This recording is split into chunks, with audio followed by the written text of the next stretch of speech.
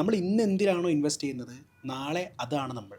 അല്ലെങ്കിൽ ഇവിടെ ഇന്നത്തെ നമ്മൾ ഇൻവെസ്റ്റ് ചെയ്യുന്നതാണ് നാളത്തെ നമ്മുടെ ഫ്യൂച്ചർ വരുന്നത്. ഇൻ്റഗ്രേറ്റഡ് എന്താണ് ഈ പ്രോഗ്രാം. ശരിക്ക് ഡിഗ്രി പ്ലസ് IAS? അത് ഇപ്പം നമ്മൾ പറയുന്ന ഡിഗ്രി കോഴ്സും തമ്മിൽ ഒരു സാധാരണ ട്രഡീഷണൽ കോളേജിൽ പോകുന്നതും ഡിഗ്രി പ്ലസ് IAS എന്ന് പറയുന്ന കോഴ്സ് തമ്മിൽ വ്യത്യാസം എന്താ ശരി? At the end of that program നമ്മൾ ഈ പറഞ്ഞ 3-4 വർഷം കഴിഞ്ഞിട്ട് കോളേജിൽ നിന്ന് പുറത്തിറങ്ങുമ്പോഴേക്ക് നമുക്ക് ഒരുപാട് ഓർമ്മകൾ ഉണ്ടാകുന്നതിൻ്റെ കൂടെ നല്ലൊരു ഡിഗ്രി മാർക്ക് സർട്ടിഫിക്കറ്റും കൂടി ഇല്ലെങ്കിൽ തീർച്ചയായും.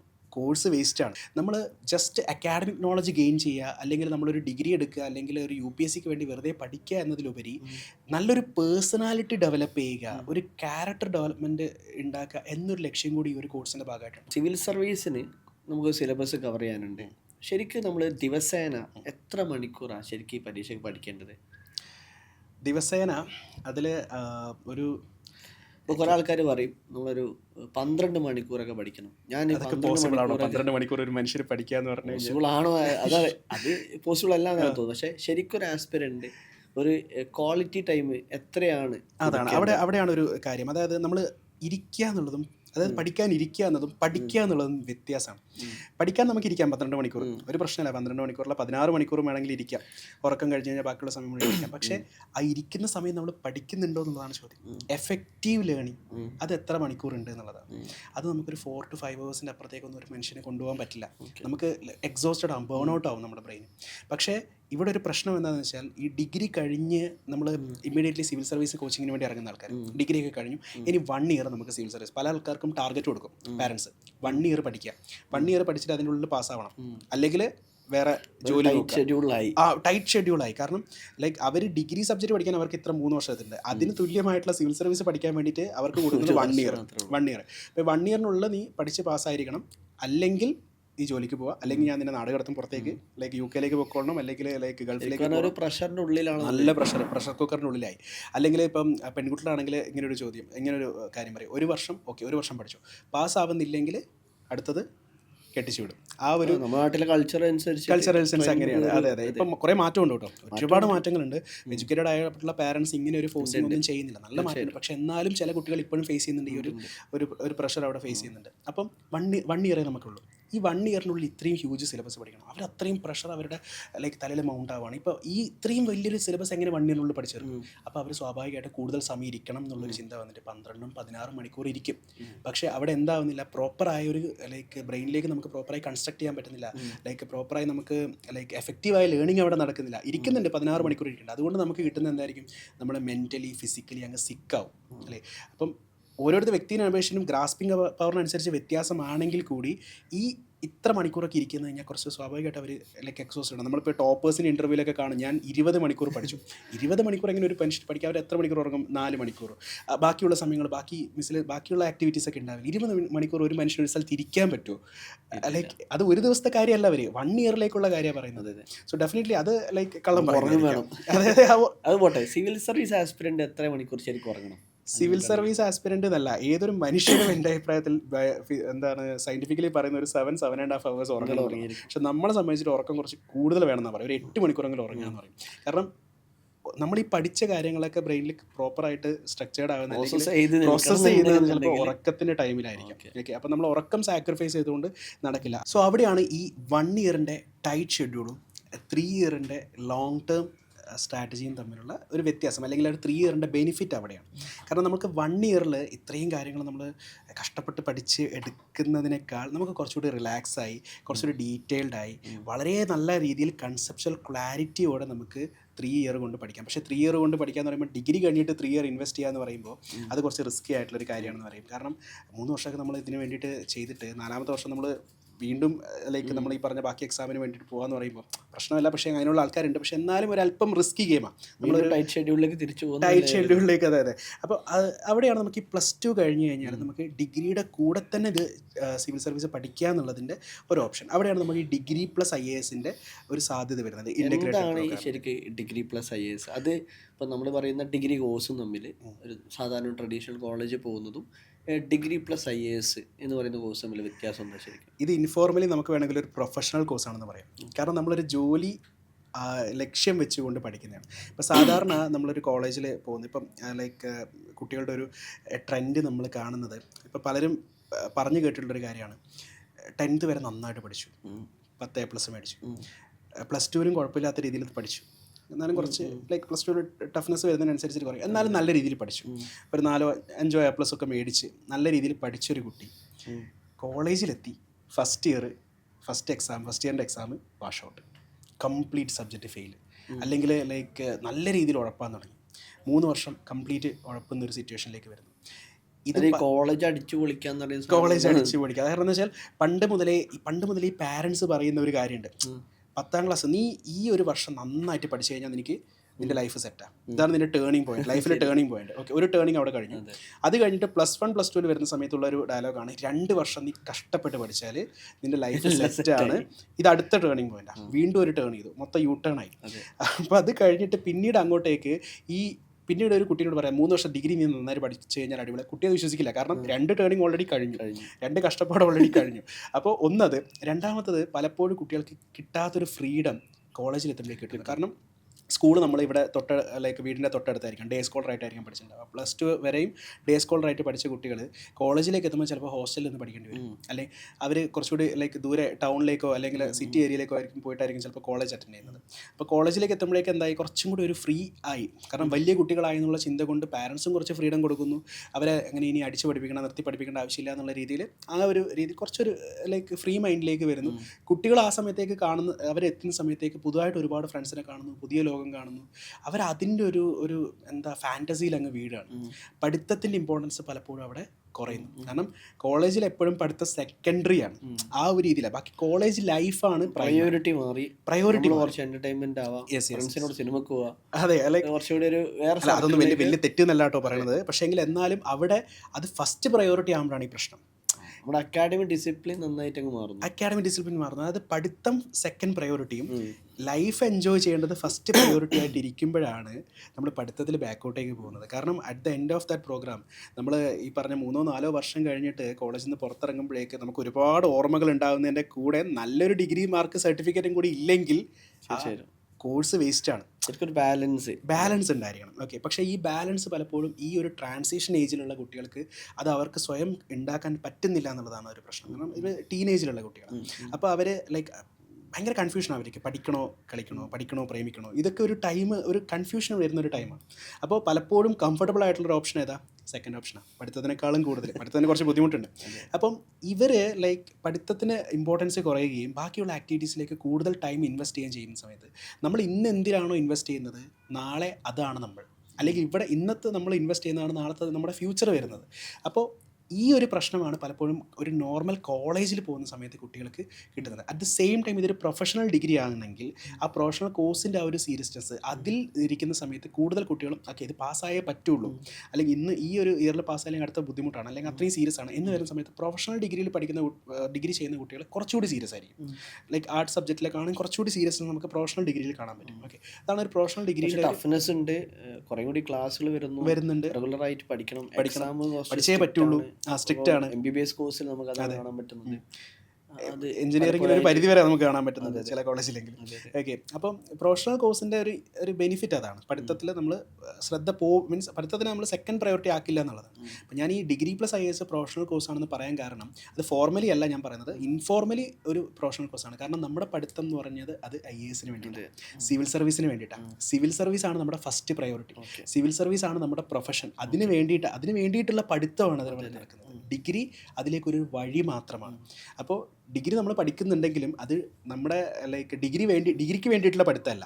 ഡിഗ്രി സബ്ജക്റ്റ് നമുക്ക് സിവിൽ സർവീസിന് യൂസ് ആവുന്ന സബ്ജക്റ്റാണ്, സിവിൽ സർവീസ് എക്സാമിന് യൂസ് ആവുന്ന സബ്ജക്റ്റാണ്, അല്ലെങ്കിൽ നമുക്ക് സിവിൽ സർവീസിന് ഓപ്ഷണലായിട്ട് എടുക്കാൻ പറ്റുന്ന, അതായത് എലക്റ്റീവ് സബ്ജക്റ്റായിട്ട് എടുക്കാൻ പറ്റുന്ന ഒരു സബ്ജക്റ്റാണ് ഡിഗ്രി നമ്മൾ എടുക്കുന്നത്. ഡിഗ്രിയിൽ വെച്ചിരിക്കുന്ന എല്ലാ സബ്ജക്റ്റുകളും നമുക്ക് സിവിൽ സർവീസിന് യൂസ് ആവുന്നതാണ്. അല്ലാതെ ഒരു സബ്ജക്റ്റ് നമുക്ക് ആവശ്യമില്ലാതെ നമ്മൾ വെറുതെ പഠിക്കണമല്ലോ എന്ന് വിചാരിച്ചിട്ട് പഠിക്കുന്നില്ല കംപ്ലീറ്റ്. ഇപ്പം ഈവൻ പ്രൊഫഷണൽ ഡിഗ്രീൻ്റെ കാര്യത്തിലാണെങ്കിൽ നമ്മൾ ചില സബ്ജക്റ്റുകൾ നമുക്കെന്നെ തോന്നും ഇതെന്താണ്, ഇപ്പം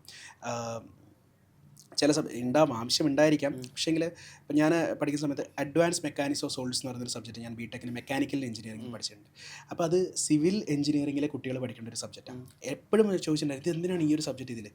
ലേറ്റർ ഓൺ യൂണിവേഴ്സിറ്റി അത് റിമൂവ് ചെയ്തു ആ ഒരു സബ്ജക്റ്റ്. പക്ഷെ എന്തിനാണിത് ലൈക്ക് പഠിച്ചുകൊണ്ടിരിക്കുന്നത് എന്നുള്ളത്.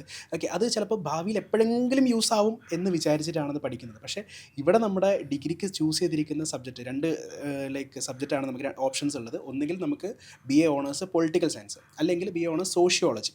ഇതിൽ പറയുന്ന എല്ലാ സബ്ജക്റ്റുകളും നമുക്ക് UPSCക്ക് യൂസ് ഉള്ളതാണ്, സിവിൽ സർവീസിന് യൂസ് ഉള്ളതാണ്. അത് ഒന്നുകിൽ നമുക്ക് സിവിൽ സർവീസിൻ്റെ ജനറൽ സ്റ്റഡീസിന് യൂസ് ആയിരിക്കാം, അല്ലെങ്കിൽ നമുക്ക് ഓപ്ഷണൽ എന്നുള്ള രീതിയിൽ യൂസ് ഉള്ളതായിരിക്കാം. അപ്പോൾ ഇങ്ങനെ നമ്മൾ സിവിൽ സർവീസിന് വേണ്ടിയിട്ടുള്ള ഒരു പഠിത്തം ആണ് പഠിക്കുന്നത്. അതുകൊണ്ടാണ് ഇതിനൊരു പ്രൊഫഷണൽ കോഴ്സ് സിലബസിൽ വരുന്നത് തന്നെയാണ്. സിലബസിൽ വരുന്നത് തന്നെയാണ്. അപ്പോൾ അതുകൊണ്ട് ഇതിനൊരു പ്രൊഫഷണൽ കോഴ്സ് എന്ന് ഞാൻ പറഞ്ഞത്. കാരണം നമ്മുടെ ലക്ഷ്യം എന്ന് പറഞ്ഞു കഴിഞ്ഞാൽ വേറെ അല്ല, നമ്മൾ ഡിഗ്രി വേറെയോ IAS അല്ലല്ല, അതൊരു തെറ്റിദ്ധാരണ. അതായത് ഡിഗ്രി സെപ്പറേറ്റ് പഠിക്കുന്നു, സിവിൽ സർവീസ് അതിൻ്റെ കൂടെ പഠിക്കുന്നു. അങ്ങനെയാണെങ്കിൽ നമുക്ക് ഡിഗ്രി ഏതെങ്കിലും ഒരു സബ്ജക്റ്റിൽ ഡിഗ്രി എടുത്തിട്ട് നമുക്ക് UPSC നമുക്ക് സിവിൽ സർവീസ് നമുക്ക് ലൈക്ക് പാർട്ട് ടൈം ആയിട്ട് ചെയ്താൽ പോലും അല്ലേ. പക്ഷേ ഇവിടെ എന്ന് വെച്ച് കഴിഞ്ഞാൽ നമ്മൾ ഡിഗ്രിയും UPSCക്ക് വേണ്ടിയിട്ടുള്ളതാണ്.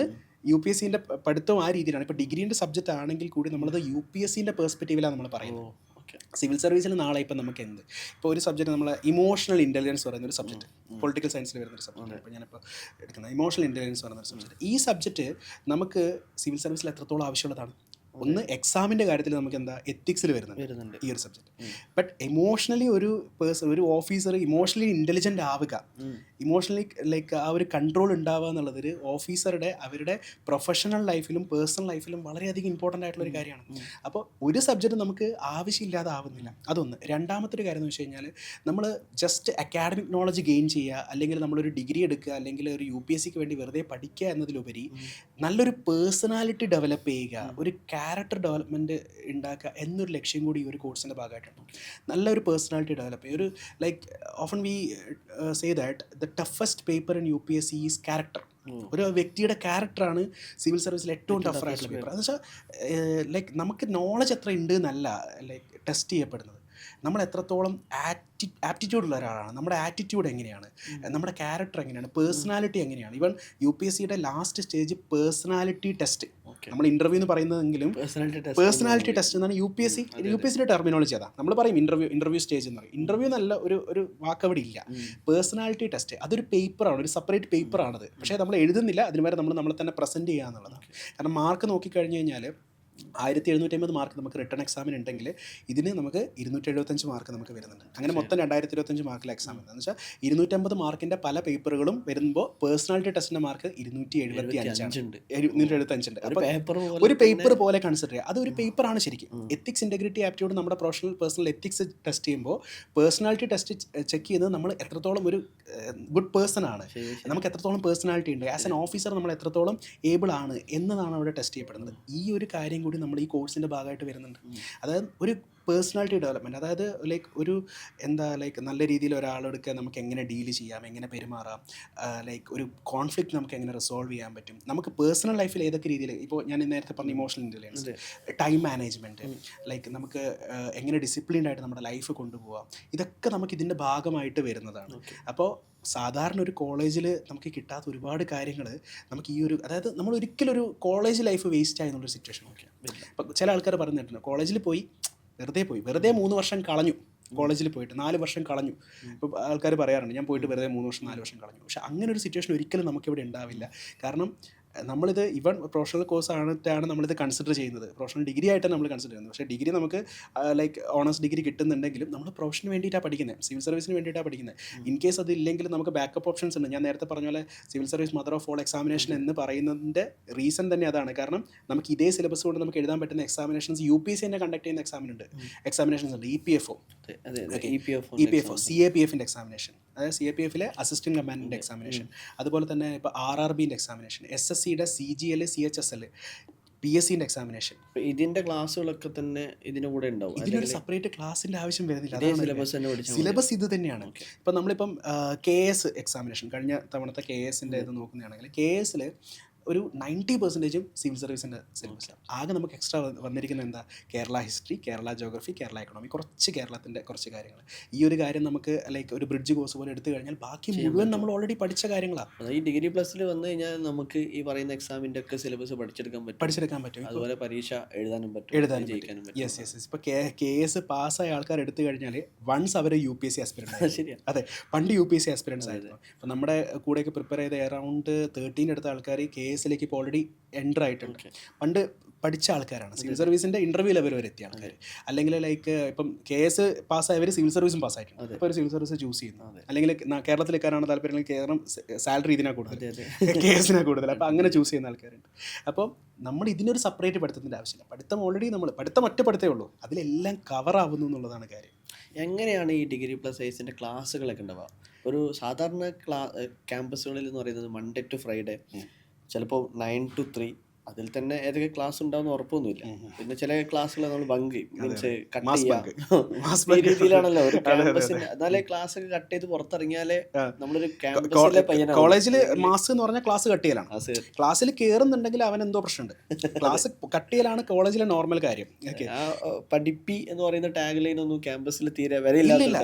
പഠിപ്പി എന്ന് പറഞ്ഞാൽ എന്തോ ഒരു ക്രൈമാണ് അല്ലേ? പഠിപ്പി എന്നൊക്കെ പറഞ്ഞ ഒരു ക്രൈമാണ്. കാരണം ഒരാൾ ബുക്ക് എടുത്തിരുന്ന് പഠിക്കുന്നുണ്ടെങ്കിൽ അവിടെ അവൻ എന്തോ ഒരു പ്രശ്നമുണ്ട് എന്ന് കാണുന്ന രീതിയിലുള്ള ക്യാമ്പസുകളുണ്ട്. ഇപ്പോൾ ഈ പറഞ്ഞ പോലെ ക്ലാസ്സുകൾ ചിലപ്പോൾ ക്ലാസ് വരും, പ്രൊഫസർ ഉണ്ടെങ്കിൽ വരും, ലെക്ചേഴ്സ് ചിലപ്പോൾ ഒരു സബ്ജക്റ്റിന് ഇപ്പം നമ്മളൊക്കെ കോളേജിൽ പഠിക്കുന്ന സമയത്ത് ഒരു സബ്ജക്റ്റിന് ടീച്ചർ പോയിട്ട് പിന്നെ അയാൾ റിസൈൻ ചെയ്ത് പോയി.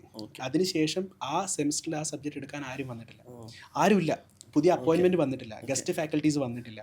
നമ്മൾ എന്ത് ചെയ്തു? നമ്മൾ ട്യൂഷൻ എടുത്തിട്ട് പോയിട്ട് പഠിച്ചെടുക്കേണ്ടി വന്നു. നമ്മളത് കുറേ പ്രൊട്ടസ്റ്റ് ചെയ്തിട്ട് കാര്യം ചെയ്തു, പക്ഷേ കാര്യം ഉണ്ടായിട്ടില്ല, സബ്ജക്റ്റ് എടുക്കാൻ ആളില്ല. ഇങ്ങനെയുള്ള പ്രശ്നം ഉണ്ടായിട്ടുണ്ട്. അതേപോലെ തന്നെ ഈ പറഞ്ഞാൽ മൺഡേ ടു ഫ്രൈഡേ ക്ലാസ് ഉണ്ടാവണമെന്ന് ഒരു നമ്മൾ ചിലപ്പോൾ ഏതെങ്കിലും ദിവസങ്ങളിൽ ഉണ്ടാവും, ചില ദിവസങ്ങളിൽ കുറേ ആക്ടിവിറ്റി ആയിട്ട് പോകും. ഇന്ന് ക്ലാസ് ഉണ്ടോ, ഇന്ന് കയറിയിട്ടുണ്ടോ, റിയൽ ആയിട്ട് എടുത്തു കഴിഞ്ഞാൽ, അതായത് ലൈക്ക് ഓണസ്റ്റ്ലി അല്ലെങ്കിൽ കറക്റ്റായിട്ട് അറ്റൻഡൻസ് എടുത്ത് കഴിഞ്ഞ് കഴിഞ്ഞാൽ പല കുട്ടികളുടെ അറ്റൻഡൻസ് 30% താഴെയാണ്. അത്രമാത്രമേ അവർ ക്ലാസ്സിൽ എപ്പോഴെങ്കിലും കയറിയിട്ടുണ്ടാവുള്ളൂ. ഓക്കെ, പക്ഷേ നമ്മളിവിടെ ഡിഗ്രി പ്ലസ് IASൽ ഇവൺ നമ്മളൊരു കോളേജ് ലൈഫൊക്കെ നമ്മൾ ക്രിയേറ്റ് ചെയ്യാൻ വേണ്ടി നമ്മൾ നിൽക്കുന്നുണ്ട്. കാരണം കുറച്ച് സെലിബ്രേഷൻസും കാര്യങ്ങളൊക്കെ ആക്കിയിട്ടുണ്ടെങ്കിൽ പോലും ശരിക്കും നമ്മളിത് സ്കൂൾ ലൈഫിൻ്റെ ഒരു എക്സ്റ്റൻഷനാണ്, ഒരു കോച്ചിങ് ആണിത്. വളരെ ഇൻറ്റൻസ് ആയിട്ട്, വളരെ ലൈക്ക് സീരിയസ് ആയിട്ട് നമ്മൾ പ്രിപ്പയർ ചെയ്യുന്നൊരു സ്പേസാണ്. അതുകൊണ്ട് തന്നെ ക്ലാസ് നമുക്ക് മൺഡേ ടു ഫ്രൈഡേ സ്ഥിരമായി ക്ലാസ് ഉണ്ടായിരിക്കും. അതിനൊരു എക്സെപ്ഷനോ അല്ലെങ്കിൽ ആ രീതിയിലുള്ള സ്ഥിരമായ ക്ലാസ്സുകൾ ഉണ്ടായിരിക്കും. അതേപോലെ ഇടയ്ക്ക് കയറാം, ഇടയ്ക്ക് കയറില്ല, അല്ലെങ്കിൽ ലൈക്ക് ബങ്ക് ചെയ്യുന്ന ആ ഒരു സിസ്റ്റം നമുക്കില്ല. നമ്മൾ പ്രോപ്പറായി മോണിറ്റർ ചെയ്യുന്നുണ്ടാവും. ലൈക്ക് കൃത്യമായിട്ട് കുട്ടികൾ ക്ലാസ്സിൽ കയറുന്നുണ്ടോ, കൃത്യമായിട്ട് വരുന്നത്, അതിനുമായിട്ട് കണ്ടിന്യൂസ് ആയിട്ടുള്ള എക്സാമിനേഷൻസ്, അസസ്മെൻറ്റ്, ലൈക്ക് പാരൻസുമായിട്ട് നമ്മൾ അതിനനുസരിച്ച് കോൺടാക്റ്റിലുണ്ടായിരിക്കും. ലൈക്ക് ആ ഒരു രീതിയിൽ, അതായത് ലൈക്ക് കുറച്ചുകൂടി ഡിസിപ്ലിൻഡ് ആയിട്ടായിരിക്കും കാര്യങ്ങൾ പോകുന്നത്. അപ്പോൾ അവിടെ തന്നെ ഇപ്പം ഡിസിപ്ലിൻ എന്താണ് ശരിക്കും? എന്താണ് ഇപ്പം നമ്മുടെ ഒരു കുട്ടീനെ വെറുതെ വിടുന്നതും പഠിക്കാൻ വിടാം, അവരും ലക്ഷ്യത്തിലൂടെ തന്നെയാണ് വരുന്നത്. അവരെ നമ്മൾ വെറുതെ നമ്മൾ പഠിക്കാൻ വിടുന്നതും ഒരു ഡിസിപ്ലിൻ ഓറിയൻറ്റഡ് ആയിട്ട് ഒരു സിസ്റ്റത്തിലൂടെ നമ്മൾ പഠിപ്പിക്കുന്നതും നമ്മൾ വ്യത്യാസം എന്താണ് ശരിക്കും? അതായത് ഈ മോട്ടിവേഷൻ എന്ന് പറയുന്നൊരു കാര്യം നമ്മൾ ഡെയിലി കുളിക്കുന്ന പോലെ ഇരിക്കും അല്ലേ? ഓക്കെ, അതായത് ലൈക്ക് ചിലർക്ക് ഓക്കെ ഒരു തവണ കുളിച്ച് കഴിഞ്ഞാൽ പിന്നെ 3 ദിവസം കുളിച്ചില്ലെങ്കിൽ ലൈക്ക് കുറച്ച് കഴിയുമ്പോൾ എന്താവും, ആ ഫ്രഷ്നെസ് അങ്ങ് പോയി. ഡെയിലി നമ്മൾ കുളിക്കണം. അതുപോലെയാണ് ഡെയിലി മോട്ടിവേഷൻ. ഈ മോട്ടിവേഷനാണ് ശരിക്കും ആ ഒരു ഡിസിപ്ലിൻ അവിടെ ലൈക്ക് ക്രിയേറ്റ് ചെയ്യുന്നത്. എന്തിനാണ് നമ്മൾ ക്ലാസ് അറ്റൻഡ് ചെയ്യുന്നത്, എന്താണ് നമ്മൾ ഈ പ്രോഗ്രാം കൊണ്ട് ഉദ്ദേശിക്കുന്നത്, സിവിൽ സർവീസിനെ കൊണ്ട് എന്താണ് ലൈക്ക് മീൻ ചെയ്യുന്നത്, ഇത് നമ്മൾ ലൈക്ക് കണ്ടിന്യൂസ് ആയിട്ട് നമ്മൾ കുട്ടികളിലേക്ക് ലൈക്ക് പാസ് ചെയ്തുകൊണ്ടിരിക്കുന്നു. സോ ഈ ഒരു മോട്ടിവേഷനാണ് അവരെ ക്ലാസ് അല്ലെങ്കിൽ ഈ ഒരു ട്രാക്കിലേക്ക് കൺസിസ്റ്റൻ്റ് ആയിട്ട് ലൈക്ക് അവരെ നിലനിർത്തുന്നതിന് ലൈക്ക് സഹായിക്കുന്നത്. അപ്പോൾ ഡിസിപ്ലിൻ കൊണ്ടുവരിക എന്ന് പറഞ്ഞു കഴിഞ്ഞാൽ ദാറ്റ് ഡസൻറ്റ് മീൻ ലൈക്ക് നമ്മളൊരു ജയിൽ പോലെ അല്ലെങ്കിൽ പഴയ നമ്മുടെ എൻട്രൻസ് കോച്ചിങ്ങിൻ്റെ ഇതുപോലെ നമ്മൾ ആ രീതിയല്ല ശരിക്കും അത്. ഓക്കെ, അത് അങ്ങനെയായിരിക്കണം, ആ രീതിയിലല്ല, അവെയർ ആയിട്ട്. കാരണം ഇതാണ് ആവശ്യം നമ്മുടെ ലൈക്ക് നിങ്ങൾ ഈ ഒരു കാര്യം ചെയ്യേണ്ടത് നിങ്ങളുടെ ഫ്യൂച്ചറിന് വേണ്ടി ആവശ്യമാണ് എന്ന് റിയലൈസ് ചെയ്തിട്ട് കുട്ടികൾ തന്നെ ക്ലാസ് കൃത്യമായിട്ട് അറ്റൻഡ് ചെയ്യുക, കൃത്യമായിട്ട് എക്സാം എഴുതുക. അതാണ് ശരിക്കും ഡിസിപ്ലിൻ കൊണ്ട് ഉദ്ദേശിക്കുന്നത്. അത് ഞാൻ ആൽക്കമിയിലെ നമ്മുടെ വീഡിയോസ് കാണുന്ന സമയത്തും അവിടെ എല്ലാ കുട്ടികളെ യൂണിഫോം ഭയങ്കര അട്രാക്റ്റീവ് ആയി തോന്നിയിട്ടുണ്ട്. ഇപ്പോൾ ചില കോളേജുകൾ ക്യാമ്പസ് യൂണിഫോമേ ഇല്ല. യൂണിഫോം ഉണ്ടെങ്കിൽ തന്നെ സാധാരണ നമുക്ക് ഈ പറയുന്ന പാൻറ് ഷർട്ട് പോലെയാണ്. പക്ഷെ ആൽക്കമിയിലേക്ക് നമ്മൾ നോക്കുന്ന സമയത്ത് കുട്ടികൾക്ക് ഒരു സ്യൂട്ട് പോലെയാണ്. പക്ഷേ നമ്മുടെ ഈ ചൂട് കാലത്ത് നമ്മുടെ കേരളത്തിൽ അല്ലെങ്കിൽ നമ്മുടെ കേരളത്തിലെ പൊതുവെ ഇൻസ്റ്റിറ്റ്യൂട്ടുകളിൽ നമ്മൾ സ്യൂട്ട് ഇടുന്നത് പൊതുവെ കാണാറില്ല. പക്ഷെ ആൽക്കമി IAS ഇത്തരത്തിലൊരു യൂണിഫോം ഈ ഡിഗ്രി പ്ലസ് IASന് തീരുമാനിച്ചതിൻ്റെ കാരണം എന്താ? വളരെ സിമ്പിളാണ്. ഇവർ നാളത്തെ സിവിൽ സർവീസ് ഓഫീസേഴ്സാണ്, നാളത്തെ IASകാരാണ്, നാളത്തെ IPSകാരാണ്. ഇവരൊരു ഫോർമൽ മീറ്റിങ്ങിന് പോകുന്ന സമയത്ത് ഈ സ്യൂട്ട് നിർബന്ധമാണ്, ഈ ഒരു ലൈക്ക് ബ്ലേസേഴ്സ് നിർബന്ധമാണ്. ഒരു പ്രസിഡൻറ്റിനെയോ പ്രൈം മിനിസ്റ്ററെയോ കാണാൻ പോകുന്ന സമയത്ത് ഈ ഒരു രീതിയിൽ ഡ്രസ്സപ്പ് ചെയ്ത് പോകണം എന്നുള്ളത് ഒരു ഡ്രസ് കോഡാണ്. സിവിൽ സർവീസിൽ ഒരു ഡ്രസ് കോഡുണ്ട്. ഇവൻ സിവിൽ സർവീസിലെ ട്രെയിനിങ് അക്കാഡമിയിൽ മെസ്സിലേക്ക് പോകാൻ വരെ ഒരു ഡ്രസ് കോഡ് ഉണ്ട്. നമ്മൾ മെസ്സിലേക്ക് പോകണം, നമ്മൾ ലൈക്ക് എന്താ ഇത്രയും നേരം നമ്മൾ ലൈക്ക് ഫിസിക്കൽ ട്രെയിനിങ് ആയിരുന്നു, ആക്ടിവിറ്റീസ് ആയിരുന്നു, ഗ്രൗണ്ടിൽ നമ്മൾ വർക്കൗട്ട് ചെയ്യായിരുന്നു, അല്ലെങ്കിൽ ലൈക്ക് ഗെയിംസിൽ കളിക്കുകയായിരുന്നു എന്ന് വിചാരിച്ചിട്ട് അതും കഴിഞ്ഞിട്ട് നമുക്ക് ഫേസ് വാഷും ചെയ്തിട്ട് നേരെ മെസ്സിൽ പോയിട്ട് എവിടെ എൻ്റെ ലൈക്ക് ഡിന്നർ എടുക്കുമെന്ന് പറയാൻ പറ്റില്ല. മെസ്സിലേക്ക് പോകുന്നതിന് നമ്മൾ സ്വയം ഗ്രൂം ചെയ്തിരിക്കണം, നല്ല വെൽ ഡ്രസ്ഡ് ആയിരിക്കണം, നീറ്റ് ആയിരിക്കണം, എന്നിട്ടാണ് നമ്മൾ മെസ്സിലേക്ക് പോകുന്നത്. അതുപോലെ ഓരോ ഫംഗ്ഷൻ നമ്മൾ അറ്റൻഡ് ചെയ്യുമ്പോഴും അതിന് പ്രത്യേകം ഡ്രസ് കോഡ് ഉണ്ട്. ലൈക്ക് ഈവൻ നമ്മൾ ഒരു ജഡ്ജിന് മുമ്പിലേക്ക് അപ്പിയർ ചെയ്യുകയാണ്, കോർട്ടിലേക്ക് അപ്പിയർ ചെയ്യാണ്. സോ നമ്മൾ ഒരു വീഡിയോ കണ്ടിട്ടുണ്ടാവും, ജഡ്ജി ചോദിക്കുന്ന ഒരു വീഡിയോ ഉണ്ട് അല്ലേ, നിങ്ങൾക്കറിയില്ല എങ്ങനെ കോടതിയിൽ വരണം എന്നുള്ളത് ഒരു IAS ആരോട് ചോദിക്കുന്നത്, is the right dress code. Actually civil സർവീസിന് അങ്ങനെ ഒരു ഡ്രസ് കോഡ് ലൈക്ക് എന്താണ് ലൈക്ക് ഒരു പ്രൊഫഷണൽ കോഡ് ഓഫ് കണ്ടക്ട് പോലെ, അതെ അത്രേ ഉള്ളൂ, ആ രീതിയിലുള്ള. അല്ലാണ്ട് ഇന്നതായിരിക്കണം ഒരു യൂണിഫോം എന്ന് പറഞ്ഞിട്ടില്ല. ഇപ്പോൾ IPS ഒരു യൂണിഫോം ഉള്ളതുപോലെ IAS ശരിക്കും ഒരു യൂണിഫോം ഒന്നും ഇല്ല. പക്ഷെ എന്നാലും ഇന്നൊരു ഡ്രസ് കോഡിൽ നമ്മൾ പ്രൊഫഷണൽ മീറ്റിങ്ങിലൊക്കെ, അതായത് ലൈക്ക് ഫോർമലി ഇങ്ങനെ അപ്പിയർ ചെയ്യണം എന്നുള്ളത് നിർബന്ധമാണ്. അപ്പോൾ ആ ഒരു വാല്യൂ ഇവൺ ഡ്രസ് കോഡിൽ വരെ ഇവൻ യൂണിഫോമിൽ വരെ അവർ ചെറുപ്പത്തിലെ ശീലിക്കുക എന്നൊരു ഉദ്ദേശത്തിലാണ് അതിട്ട് ക്യാമ്പസിലേക്ക് വരുമ്പോൾ. പ്രത്യേകിച്ച് നമ്മുടെ കുട്ടികൾ ഇതിട്ട് വരുന്നത് കാണുമ്പോൾ നല്ല ഭംഗിയാണ്. ഒരു ഓഫീസർ കയറി വരുന്ന ഒരു ഭംഗി. അതിലൊരു വേറൊരു പെർസ്പെക്റ്റീവ്. ശരിക്കും സാർ എന്തിനാണ് ശരിക്കും യൂണിഫോം? യൂണിഫോമിനെ കൊണ്ടുള്ള ഉദ്ദേശം എന്താ? ഇപ്പം ലൈക്ക് അത് യൂണിഫോമിറ്റിക്ക് വേണ്ടിയിട്ടല്ല. യൂണിഫോം ശരിക്കും നമ്മൾ ഇടുന്നത് പുറത്താണെങ്കിലും അത് നമ്മളെ മൈൻഡിൽ ഒരു ട്രാൻസ്ഫോർമേഷൻ കൊണ്ടുവരുന്നത്. അതായത് ഇപ്പോൾ ഒരു പൈലറ്റ് അയാൾ ചിലപ്പോൾ വീട്ടിൽ ഭാര്യയായിട്ട് അടിയുണ്ടാക്കിയിട്ടായിരിക്കും വരുന്നുണ്ടാവാം, ഭയങ്കര മെൻ്റലി ഫ്രസ്ട്രേറ്റഡ് ആണ്. But the moment he wear that uniform, അത് ക്യാപ്പ് വെച്ച സമയത്ത് അയാൾ പൈലറ്റ് മാത്രം, പേഴ്സണലി അയാൾക്ക് ഒരു ഇതും ഇല്ല. പ്രൊഫഷണൽ ഡ്യൂട്ടിയിലേക്ക് അയാൾ ആ യൂണിഫോം ഇട്ട് അയാൾ കോക്പിറ്റിലേക്ക് കയറുന്നത് മുതൽ അയാൾ പൈലറ്റ് മാത്രം. അല്ലാതെ അയാൾ ഫ്ലൈ ചെയ്തുകൊണ്ടിരിക്കുന്ന സമയത്ത് അയാൾ വീട്ടിലെ കാര്യം ആലോചിച്ചിട്ടുണ്ടെങ്കിൽ എന്തായിരിക്കും അവസ്ഥ? ഇത്രയും ആൾക്കാരുടെ ലൈഫല്ലേ അവിടെ ഡേഞ്ചറഡ് ആവുന്നത് അല്ലേ? അതിപ്പോൾ ഒരു ഡോക്ടർ ഒരു വൈറ്റ് ആപ്രൺ ഇടുന്ന സമയത്ത് അയാൾ ഡോക്ടറായി മാറുകയാണ്. അതിന് വേണ്ടിയിട്ടാണ് ശരിക്കും നമ്മൾ മെൻ്റലി ഒരു ട്രാൻസ്ഫോർമേഷനാണ്. ലൈക്ക് പ്രൊഫഷണൽ ലൈഫിലേക്ക് നമ്മളിത് മാറുന്നു. ഇപ്പോൾ നമ്മൾ ഈ ID കാർഡ് ഇടുമ്പോഴേക്കും നമ്മളെന്താ, നമ്മുടെ പേഴ്സണലി മാറി, നമ്മൾ ID കാർഡ് ഇട്ട് നമ്മൾ ആ ഒരു ഓർഗനൈസേഷൻ്റെ ഒരു ഭാഗമായിട്ട് അത് മാറി. ഓക്കെ, അപ്പോൾ ഈ ഒരു ചിന്താഗതി കുട്ടികളിലേക്കും വരുന്നു. അതായത് ഇപ്പോൾ നമ്മളൊരു ലൂസ്, ജസ്റ്റ് ഇമാജിൻ ലൈക്ക് ഒരു ബാഗി ജീൻസും അതുപോലെ ലൈക്ക് നമ്മൾ ഈ പറഞ്ഞ ഒരു അൺടൈഡി ആയിട്ടുള്ളൊരു ടീഷർട്ട് ഇട്ടിട്ട് ഒരു കുട്ടി ക്ലാസ്സിലേക്ക് വന്നു കഴിഞ്ഞാൽ ആ കുട്ടിക്ക് ഉണ്ടാവുന്ന ഒരു സെൽഫ് കോൺഫിഡൻസ്, ലൈക്ക് നമ്മുടെ കമ്മിറ്റ്മെൻറ്റ്, ആ ഒരു സീരിയസ്നെസ്, അതും നമ്മൾ ഈ പറഞ്ഞ ഈ നമ്മുടെ യൂണിഫോം ഉണ്ടല്ലോ, ബ്ലേസേഴ്സ് ഒക്കെയുള്ള ലൈക്ക് ശരിക്കും പ്രൊഫഷണൽ ആയിട്ടുള്ള യൂണിഫോം ഇട്ടിട്ട് ഒരു കുട്ടി ക്ലാസ്സിലിരിക്കുന്ന സമയത്തുള്ള ആ ഒരു ഡിഫറൻസും കംപ്ലീറ്റ്ലി വ്യത്യാസമാണത്. കംപ്ലീറ്റ്ലി ലൈക്ക് വേറെ ലെവലാണത്. അതായത് ഈവൻ ഈ നമ്മളെ കുട്ടികളുടെ ഡിഗ്രി പ്ലസ് IASന്റെ യൂണിഫോം വരെ ഇമ്പോർട്ടൻ്റ് ആണ്. കാരണം അവർ അത് അത്രയും മൈന്യൂട്ട് ലെവലിൽ വരെ നമുക്ക് ലൈക്ക് ഭാവിയിലെ സിവിൽ സർവീസ് ഓഫീസേഴ്സ്, ഭാവിയിലെ IAS കാരൻ, ഭാവിയിലെ IPS കാരൻ എന്ന രീതിയിൽ നമ്മൾ ഇതാക്കുന്നത്. അതാണ് നമ്മൾ think and behave like an officer. Like നമ്മൾ എന്താവണമെന്ന് ആഗ്രഹിക്കുന്നു അത് ഇപ്പോഴേ നമ്മൾ ബിഹേവ് ചെയ്യുന്നു. സോ ഒരു ഓഫീസർ ലെവലിൽ നമ്മൾ ഈ ഒരു രീതിയിലേക്ക്, അവിടെയാണ് നമ്മൾ യൂണിഫോമിൻ്റെ ഒരു ഇമ്പോർട്ടൻസ് അവിടെ വരുന്നത്, എന്തിനാണ് അത് ചെയ്യുന്നത് എന്നുള്ളത്. Alchemy IAS, transforming dreams into reality.